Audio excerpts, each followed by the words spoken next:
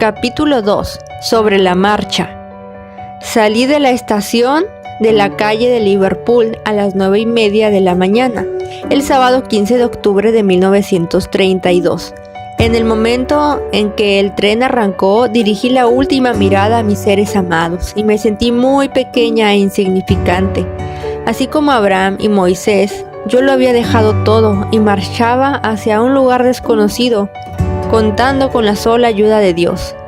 El viaje comenzó bien y me pasé una buena parte del tiempo escribiendo una carta a mi hogar, a modo de diario. Cruzamos el mar desde Harwich hasta Flushing. Entonces comenzó el viaje por ferrocarril a través de Holanda.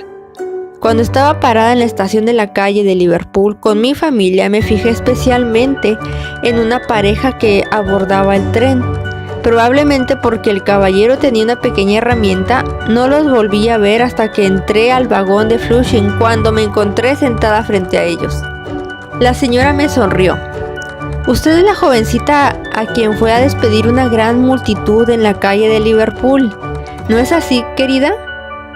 «Sí, ellos eran mis padres y mis amigos». «¿Y a dónde va usted?» «A China». «¿A China? Ah, supongo entonces que usted ha de tener por ahí algún joven que la espera para casarse, ¿no?» «No, no tengo ningún joven. Voy a predicar el Evangelio de Jesucristo». Ambos me miraron con asombro y muy de cerca, pero en ese momento apareció en la puerta un empleado del ferrocarril. La señora le habló algo en francés y a los pocos minutos reapareció el empleado llevando una bandeja con 3 tazas, una jarra de chocolate y un plato de galletas. «Vamos, ahora usted debería acompañarnos, querida», dijo la señora firmemente, y yo por supuesto lo hice con gusto.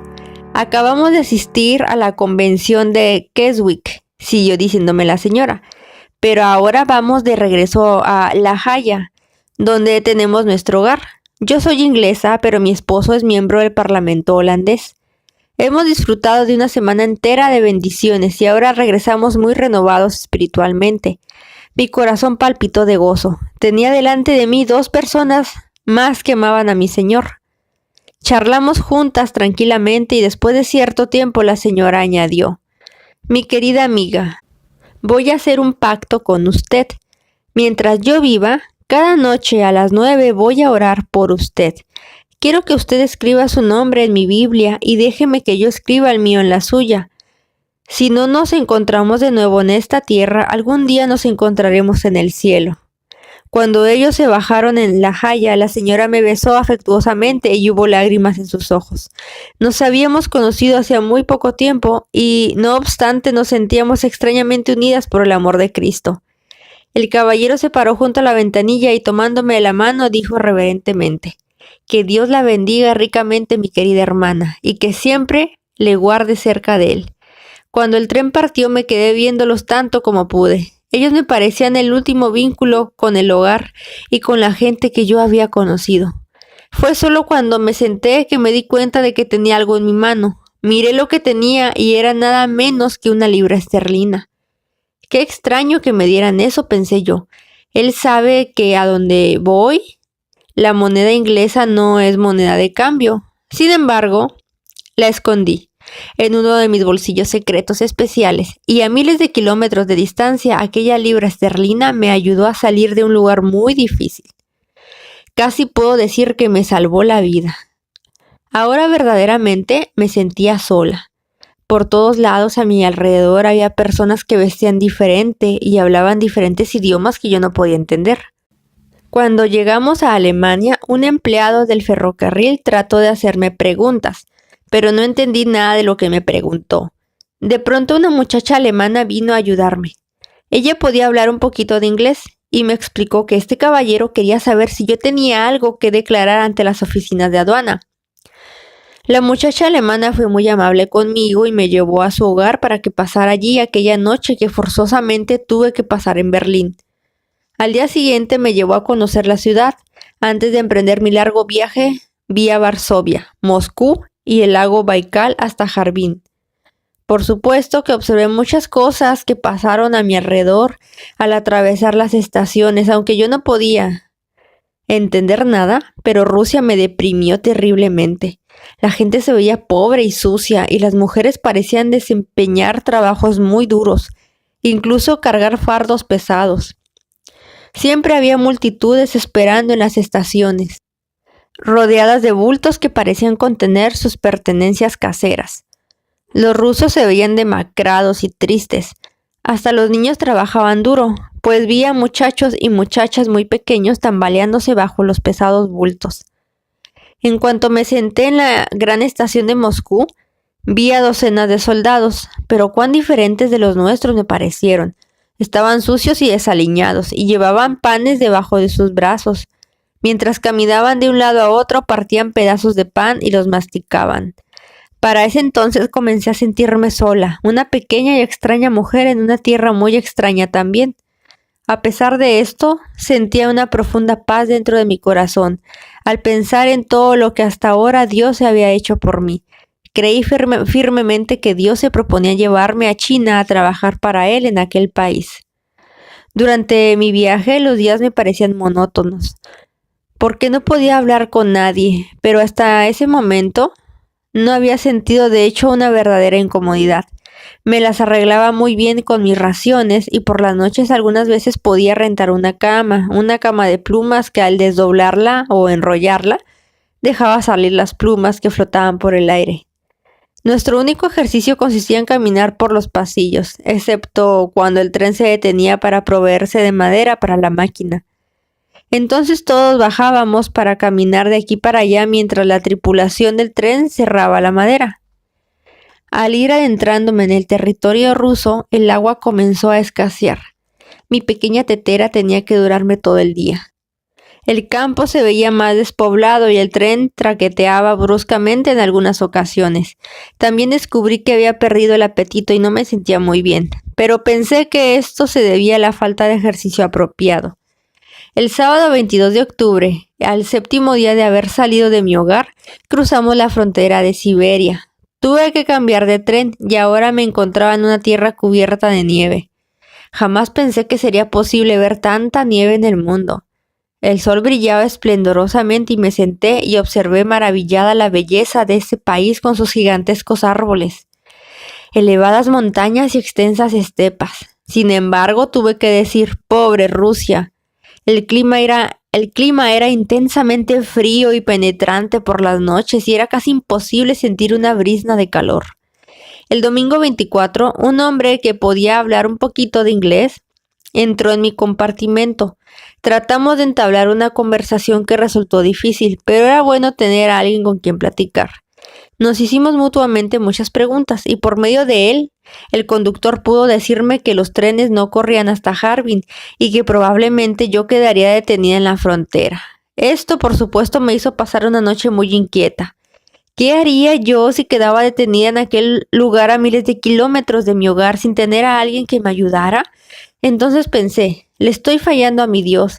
Él no se encuentra lejano, a miles de kilómetros. Él está junto a mí. ¿Por qué he de preocuparme por mi viaje cuando Dios me ha estado ayudando todo este tiempo? Aunque me sentía preocupada, jamás hubiera regresado porque tenía fe en que Dios se iba a manifestar de forma maravillosa.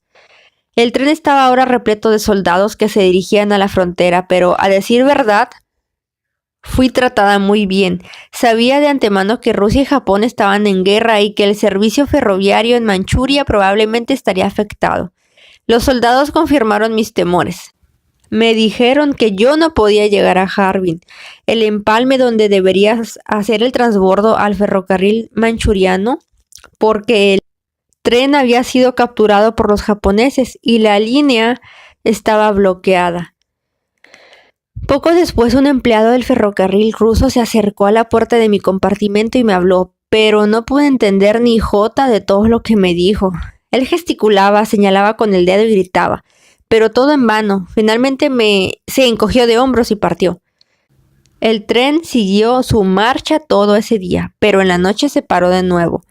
Todos los soldados se precipitaron hacia afuera, pero no teniendo idea de lo que sucedía, yo me quedé sentada en mi asiento. Después de casi una hora, comencé a caminar por el pasillo y me di cuenta de que el tren había quedado absolutamente solo. Las luces estaban apagadas, incluso las de la estación. De repente el sonido de disparos de armas de fuego me asustó y me di cuenta de que había llegado precisamente a la línea de batalla y que el tren no iría más adelante. Apresuradamente metí todas mis pertenencias en la maleta y en un viejo cobertor, y llevándome estos junto con mi pequeña estufa, la tetera y una bolsa de mano, bajé a la plataforma. Tuve que bajar con mucho cuidado porque en mi tetera había un poco de agua y esta era demasiado preciosa para tirarla. Sentía un frío terrible. El viento ululaba a mi alrededor, trayendo consigo fina nieve pulverizada. Me senté sobre mi equipaje tiritando de frío y hambrienta cerca de la frontera de Manchuria sin ver una sola alma alrededor. Pensé entonces que me iba a morir de frío y por vez primera las dudas reales se apoderaron de mi mente. «Oh, Dios mío, ¿vale la pena esto?», exclamé. La respuesta vino como de rayo. «No temas, recuerda que yo soy el Señor». Entonces oré para que Dios me mostrara lo que tenía que hacer para que me librara y lo hizo. Decidí que yo no podía seguir a la intemperie y dando traspiés de un lado a otro en la solitaria estación pude llegar a una pequeña cabaña. Me sorprendí al encontrar a 4 hombres dentro de la cabaña, el guardia, el maquinista, el fogonero y el cargador de la estación. Ellos me reconocieron porque habían tratado de persuadirme a abandonar el tren en Chita. Una vez más comenzó una pantomima de gesticulaciones. Ellos señalaban hacia una línea distante y hacían ruidos como de estallidos o disparos. Señalaban hacia el tren y sacudían sus cabezas diciéndome que éste no se movería. Por fin entendí que el tren esperaba para devolver a los heridos, pero ellos no tenían idea de cuándo podrían hacerlo. Entonces ellos señalaron hacia los rieles y me indicaron que tenía que regresar. Ellos me imitaron llevándose mis maletas y mi tetera al mismo tiempo que se reían. Claro que yo también me reí, aunque realmente en mi actual situación no había motivo alguno para reírme. Finalmente me prepararon una taza de café muy cargado, que me bebí con gratitud y les dije adiós. Enrollé mi cama y la até sobre mis hombros, junté mis fardos y la preciosa tetera y me dispuse a caminar a lo largo de los rieles hacia Chita. Me vi obligada para seguir junto a los rieles a causa de la profundidad de la nieve, pero aún así fue una caminata difícil y penosa. A cada lado surgían inmensos bosques de pinos, con sus ramas rotas e inclinadas a tierra por el peso de la nieve. A eso de la medianoche me sentí agotada, de modo que me salí de la ruta de los rieles, junto con mis enseres. Comí unas cuantas galletas rancias, herví un poco de agua para hacer café y luego me recosté sobre mi maleta y me envolví en mi abrigo de piel. Escuché muchos ladridos y aullidos a poca distancia y pensé cómo era posible que a esas horas de la noche alguien se atreviera a dejar tantos perros fuera de casa. Jamás se me ocurrió pensar que el ruido aquel provenía de manadas de lobos hambrientos. Esta fue una de las muchas ocasiones en que mi ignorancia me resultó una bendición disfrazada. No me quedé allí por mucho tiempo porque hacía mucho frío. Mucho antes del amanecer me puse de nuevo en marcha, emprendí una larga y penosa caminata que duró todo el día, deteniéndome únicamente para hacer breves descansos hasta que por fin, ya entrada la noche, vi las trémulas luces de Chita en la lejanía. Con un desesperado y último esfuerzo me arrastré al andén con mis pertenencias y me acosté sobre ellas, fatigosamente. La gente se me acercaba para mirarme y debí parecerles una pordiosera. Estaba sucia, desaliñada y muy cansada. Me quedé allí durante horas sintiéndome cada vez más tiesa y más fría, pero a nadie parecía importarle. Justamente cuando decidí que lo mejor sería armar algún escándalo para que me arrestaran y me llevaran a algún sitio mejor, lejos de aquel horrible frío, un soldado se acercó para quitarme de allí. Pero no le hice caso y me quedé sentada e inmóvil. Entonces llegaron otros 3 y por fin apareció un oficial con un sombrero rojo. Viendo que yo no hacía esfuerzo por moverme sin mi equipaje, ellos lo levantaron y me condujeron a un lugar tan sucio que no me atrevo a describirlo. El hedor era tan fuerte que estuve a punto de desmayarme. Les mostré mi pasaporte y dije «inglesa», de modo que ellos me entresacaron de la otra gente, pero por todas partes alrededor mío había hombres y mujeres en una horrible condición de suciedad. Me sentí enferma y casi petrificada. por el miedo y la miseria que me rodeaban. Pensé que llegaba el fin de mi vida y no pude comer nada. Muchos de mis bolsillos secretos habían sido registrados, así como mi equipaje, y casi todo lo que llevaba de valor me fue quitado. Solamente me dejaron mi pequeña Biblia de bolsillo, la saqué y traté de leerla a la luz polvorienta, pero la luz era demasiado débil. Sin embargo, cuando aún la sostenía en mis manos, saltó de ella un pedazo de papel, una hoja rota de un calendario. Dado que las letras eran grandes y bien visibles, pude leer: no tengas temor de ellos, yo soy tu Dios. Un versículo de Nehemías. ¿Cómo fue a dar allí esa página? No lo sé, pero después de todos estos años todavía la conservo. Para mí fue un mensaje especial que Dios me mandó en medio de mi necesidad más tremenda. Esa fue mi promesa. Mi Dios estaría conmigo, pasara lo que pasara. Estas gentes no podrían dañarme a menos que Dios se lo permitiese. Por algunas horas debí permanecer semiconsciente hasta que un hombre me agarró de la mano y me llevó a través de un corredor. Pasamos junto a un soldado que justamente estaba tomando algo. Él colocó una taza en mi mano y yo apuré el frío té, que me reanimó y me hizo darme cuenta de que estaba débil y hambrienta. Fui llevada ante un oficial para ser interrogada. Trajeron otro hombre que se suponía hablaba inglés, pero tuve mucha dificultad para entenderle. Nada pudieron hacer por mí aquel día y me dejaron con una guardia, de suerte que todo lo que pude hacer fue recostarme y dormir. Al día siguiente me hicieron preguntas durante todo el día. Mi pasaporte había sido sellado demostrando que yo había abandonado Chita. Entonces, ¿por qué había regresado de nuevo? Por supuesto que para mí resultó casi imposible dar una explicación. Además, tal vez ellos pensaran que yo tenía algo que ver con la maquinaria, porque ellos me dijeron que necesitaban personas como yo, y trataron de persuadirme para que me quedara a trabajar en Rusia. Esto me horrorizó, y oré desesperadamente pidiendo ayuda al cielo. Entre mis pertenencias habían encontrado una fotografía de mi hermano vestido con el uniforme de la banda del ejército, y esto pareció impresionarlos bastante. Evidentemente ellos pensaron que yo era una persona muy importante. Finalmente saqué mi Biblia y les mostré un pequeño texto pictórico que tenía en ella. Ellos parecieron entender porque me dieron un nuevo visado y otro boleto para el próximo lugar de mi viaje. El viernes me sacaron a pasear por el pueblo de Chita, evidentemente con la idea de mostrarme cuán excelente era aquel lugar. Entonces me dieron mi equipaje y me pusieron en el tren con instrucciones de bajarme en el empalme Nikolchizur para abordar el tren desde ahí a Pogranichny y luego hasta Harbin. Esto era lo mejor que podía hacer por mí. Y les mostré mi agradecimiento por sus esfuerzos para ayudarme. Cuando llegué a Pogranichny, no había tren ahí que me condujera más adelante. Los japoneses se habían acercado y no había manera de continuar el viaje. Me quedé sentada en aquella estación muerta de frío, sintiéndome miserable y asustada. Al estar allí contemplé algo que jamás olvidaré. 50 personas eran conducidas encadenadas unas a otras por manos y pies.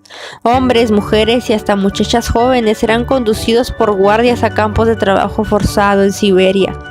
Las jóvenes estaban histéricas y muchos derramaban lágrimas.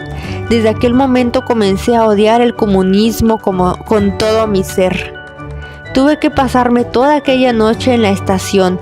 Por la mañana vi otro tren que venía en dirección opuesta y se dirigía a Chita. Y asomándose había un rostro que obviamente no era ruso. Entonces grité desesperadamente: ¿puede decirme cómo llegar a Harbin? Y oh maravilla de las maravillas, él me contestó en inglés: no se puede, todo está bloqueado. Vaya a Vladivostok.